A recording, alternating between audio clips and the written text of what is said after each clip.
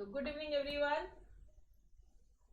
चलो let's start with unorganised sector of money market. Money market का हमने पहले ऑर्गेनाइज सेक्टर पढ़ा, जहाँ पे फर्स्ट वाला था तुम्हारा आरबीआई, दूसरा था तुम्हारा पैसे कमाने वाली बैंक कॉमर्शियल बैंक, फिर आ गए थे तुम्हारे कोऑपरेटिव बैंक, कोऑपरेटिव बैंक्स हो गए थे, फिर डेवलपमेंट फाइनेंशियल इंस्टीट्यूशंस आए थे, डेवलपमेंट हो गया, पैसा आ गया, फिर इन्वेस्टमेंट इंस्टीट्यूशंस आए थे, उसके बाद में आपके ये DFIs and DFHIs done everyone. बस ये 5 चीजें थी आपकी।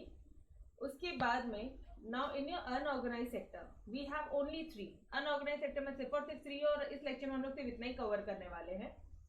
एक है सबसे पहले आपके इंडिजिनियस बैंकर्स। इंडिजिनियस बैंकर्स मतलब वो जो छोटे लोग नहीं होते जो गांव में पैसे वगैरह देते हैं, किसी को कभी अड़चन हो गई, ठीक है, किसी को शादी के लिए चाहिए पैसे, या फिर आप क्या बोलोगे, हेल्थ इश्यूज हो गया है उसके लिए पैसे चाहिए, या फिर कुछ इलीगल वे से पैसे चाहिए, तो ये सब यहाँ पे आ जाएगा। ये everything will be covered over here. Ma'am illegal way मतलब ऐसा होता है ना कई बार कि यार पैसे चाहिए लेकिन बैंक से नहीं लेना है, बैंक को से लिया, या किसी को अपने पास ज्यादा पैसा अपन को किसी को देना है, ठीक है, तो अपन को बैंकिंग के थ्रू लेंगे ना, तो बैंक को पूरा मालूम पड़ जाएगा कि भाई बैंकों में भाई इस बंदे के पास इतने इतने पैसे हैं, इतने इतने ऑनलाइन ट्रांजैक्शन हो रहे हैं, तो टैक्स की जिम्मेदारी आएगी। तो ये ना कुछ इलीगल वे से यहाँ पे पैसे ट्रांसफर होते हैं, ठीक है। तो these are known as indigenous banker. Ma'am फिर ये इलीगल है तो फिर बैंकर का नाम क्यों दिया?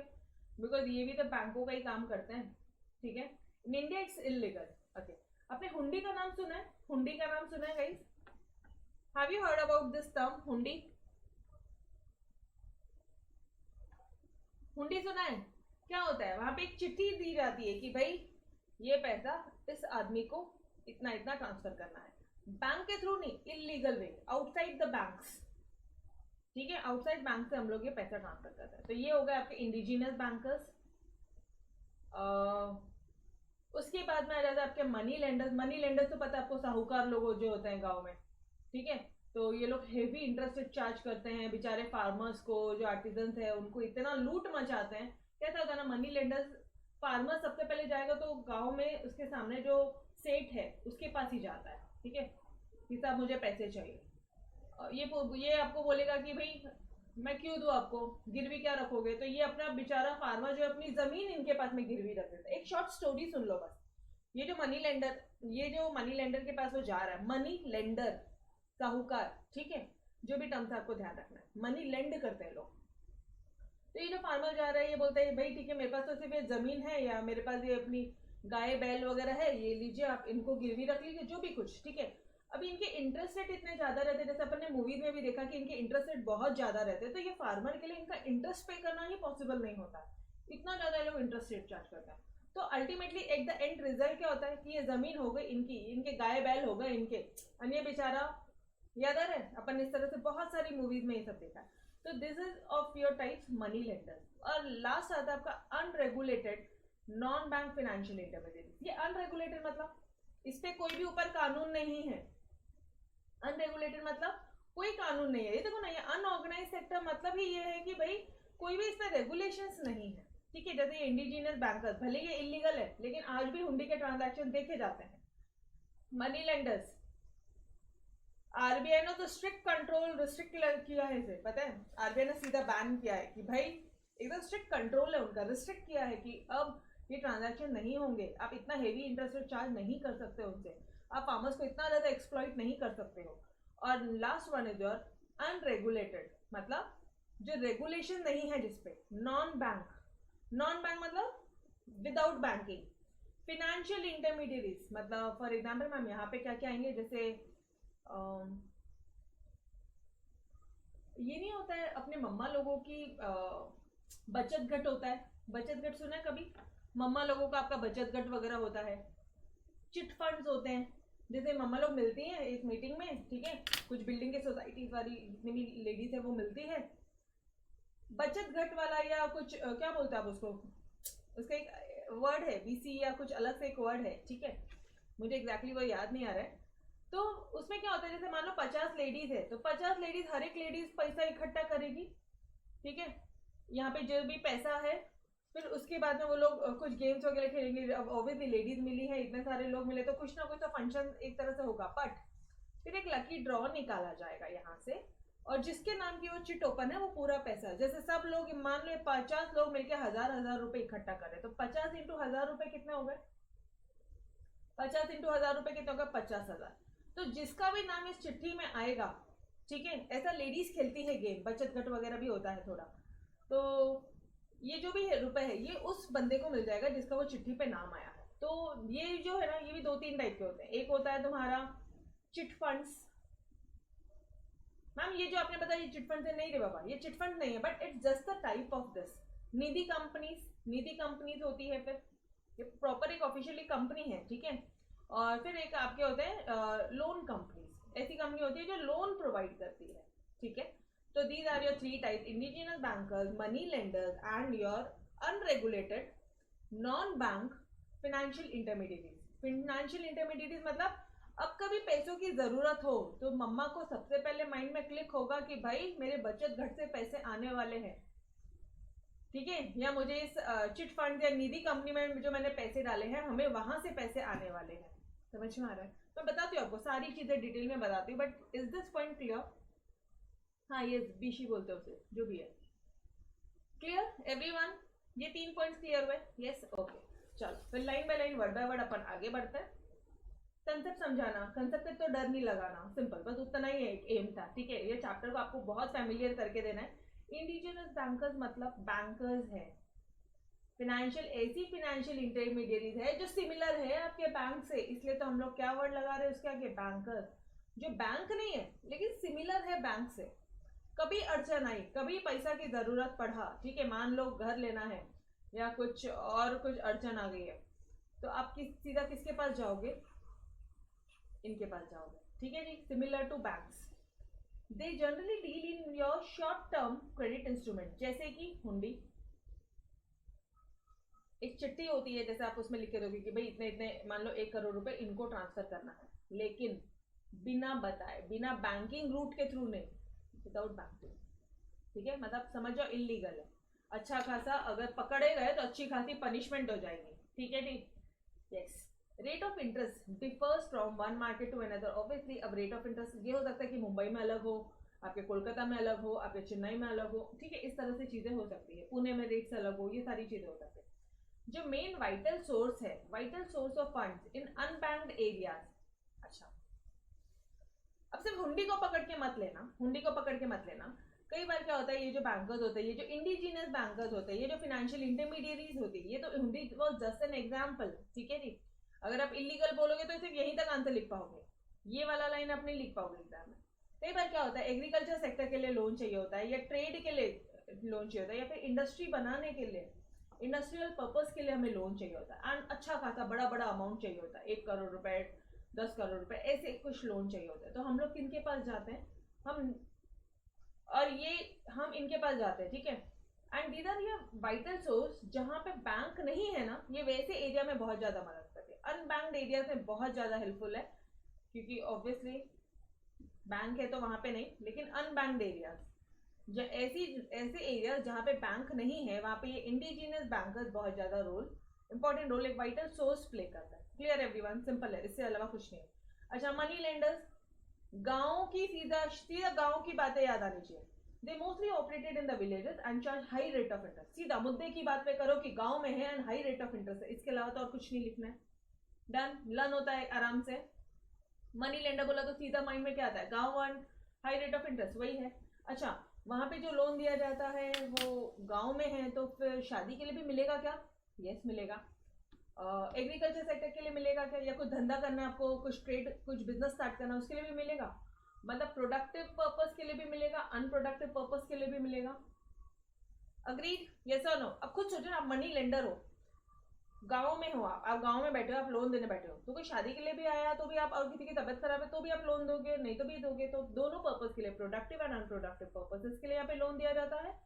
Agricultural labourers, small and marginal farmers, artisans कौन होते हैं? जैसे these are your artist, small artist, जिसके जैसे जिनके अंदर ना कुछ कलाएं होती है, ठीक है। Small traders, they usually borrow money from the money lenders. ये इतने लोग मनी लेंडर से बोरो करते हैं। और अब बात आ जाना, एट प्रेजेंट आज की डेट पे activities of money lender is restricted by RBI. क्यों रिस्ट्रिक्ट किया है कि सर अब आप मनी लेंडर का काम नहीं कर सकते हो, अब आप ऐसे ब्याज पे पैसा नहीं दे सकते हो। क्यों? क्योंकि आप बहुत एक्सप्लॉइट करते हो पुअर बोरोवर्स को, पुअर फार्मर्स को आप बहुत ज्यादा एक्सप्लॉइट करते हो। Clear everyone? Done this with this part. Divya कौन सा वाला रेयर केस बोल रहा? Which part? Which is rare case? First indigenous bankers, पहला वाला बोल रही है क्या दिव्या कि मनी लेंडर बोलती है? फर्स्ट और सेकंड से इतना लिख कर दे। फर्स्ट जाओ मेट्रोपॉलिटन सिटीज में, एग्जैक्टली जब आप मार्केट में घुसोगे आपको सारी चीजें पता चल जाएगा कि क्या कहीं ऐसे ही नहीं आया था डिमोनिटाइजेशन, ऐसे नहीं आया था वो ब्लैक मनी वाला पूरा कंसेप्ट। ठीक है, तो there is no rare case. Ask your fathers, ठीक है, ask your parents, discuss with him today, ठीक है, कि क्या है ये एग्जैक्टली, वो आपको सारी चीजें डिटेल में बताएंगे। क्लियर? चलो, इंडिजिनस बैंकर्स में क्या बोलोगे? ये ऐसे फाइनेंशियल इंटरमीडिएट है जो सिमिलर है आपके बैंक से। अब फटाफट से रिवीजन भी साथ साथ करवा रही हूँ आपको। शॉर्ट टर्म इंस्ट्रूमेंट में डील करते हैं जैसे कि हुंडी वगैरह हो गया, ठीक है। उसके बाद में वाइटल सोर्स है। अच्छा, मार्केट का रेट ऑफ इंटरेस्ट अलग अलग मार्केट पे डिपेंड करता है। Rate of interest depend on one market to another market, यही बोल देंगे अपन। और बहुत वाइटल सोर्स होता है ये, किसके लिए, कहाँ के लिए? अनबैंक्ड एरियाज, ऐसे एरियाज जहाँ पे बैंकिंग नहीं है, वहां पे अगर आपको पैसा पहुंचाना है तो बहुत इंपॉर्टेंट सोर्स है। It provide loans to agriculture, ये तो हर एक जगह लिखते हो, इंडस्ट्री एंड अदर सेक्टर, ठीक है। मनी लेंडर्स में आओगे तो सीधा गांव on high rate of interest याद आना चाहिए। उसके बाद में तुम क्या बोलोगे कि हम लोग जो लोन देंगे वो प्रोडक्टिव एंड अनप्रोडक्टिव। आप अपने आप को फार्मर लो, अपने आप को फार्मर लो, आपको पूरा पिक्चर क्लियर हो जाएगा। They charge very heavy. ऐसे तुम कंप्लेन करोगे ना मनी लेंडर के बारे में, अच्छा खासा तुम कंटेंट लिख कर आओगे, ठीक है, बट अनवांटेड नहीं है, लीगल लैंग्वेज लिखना है कि भाई ये लोग बहुत ज्यादा एक्सप्लॉइट करते हैं। प्रोडक्टिव पर्पज अनप्रोडक्टिव पर्पज दोनों के लिए लोन मिल जाता है। एग्रीकल्चर हो गए, स्मॉल फार्मर्स हो गए, आर्टिजन्स हो गए, ठीक है, कोई लेबर्स हो गए, उनको भी यहाँ पे क्या मिल जाता है, अच्छा खासा ये लोग they can borrow money from them. But RBI ने रिस्ट्रिक्ट कर दी है इनकी एक्टिविटी।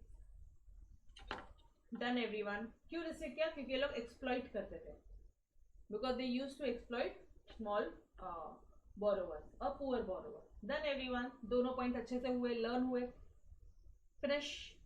ओके बस, चलो let's move on to your third point which is your unregulated. Unregulated मतलब अनरेगुलेटेड, जो रेगुलेट नहीं होता है, नॉन बैंक फाइनेंशियल इंटरमीडिएट। जैसे फर्स्ट पॉइंट है आपका चिट फंड। यहाँ पे क्या होता है पता है क्या?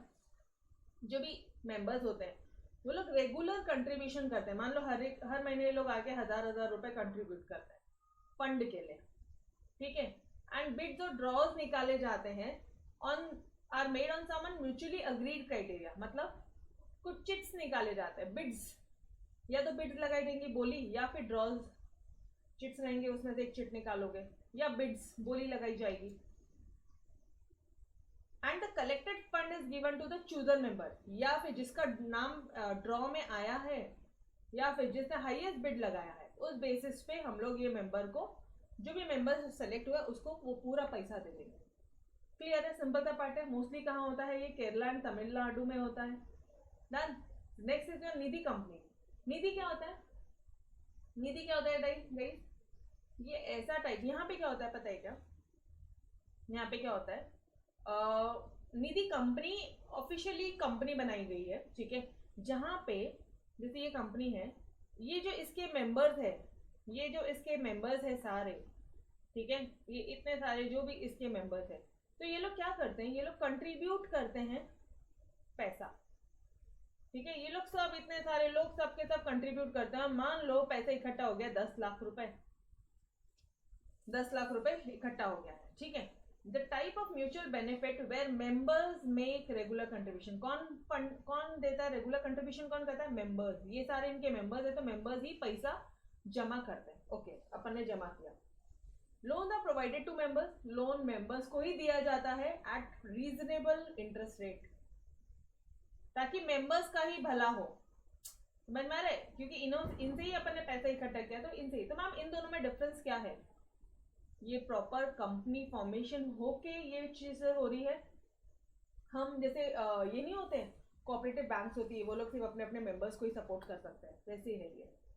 अनचिट फंड्स यहाँ पे सिर्फ ड्रॉज होता है या बिड्स होती है, जिस मेंबर को आया वो मेंबर को अपन पैसा देंगे। तो दोनों में देने the vast difference between them, ठीक है। अच्छा, इधर ये लोग इंटरेस्ट रेट चार्ज करते हैं, यहाँ पे कोई इंटरेस्ट रेट चार्ज नहीं होता, यहाँ पे इंटरेस्ट रेट चार्ज होता है। रीजनेबल रेट्स ऑफ इंटरेस्ट यहाँ पे चार्ज होता है। क्लियर? बस इतना ही है, done.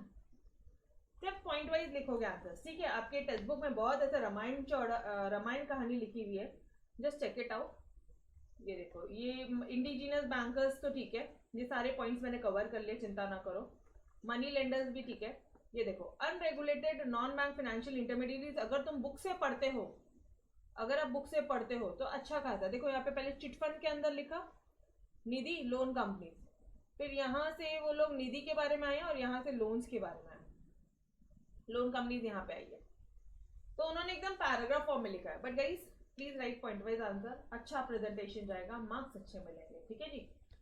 So your last type under your unregulated non-bank financial intermediaries, मतलब एजेंट, इंटरमीडियरीज मतलब एजेंसीज, एक चिट फंड, एक निधि कंपनीज, दूसरा लोन कंपनी। लोन कंपनी में क्या बोलोगे, जिधर ऐसी है फाइनेंस कंपनी है, ऑब्वियसली यार पैसा फाइनेंस कंपनी है जो प्रोवाइड करती है लोन ट्रेडर्स को, स्मॉल स्केल इंडस्ट्रीज को एंड सेल्फ एम्प्लॉयड पर्सन को।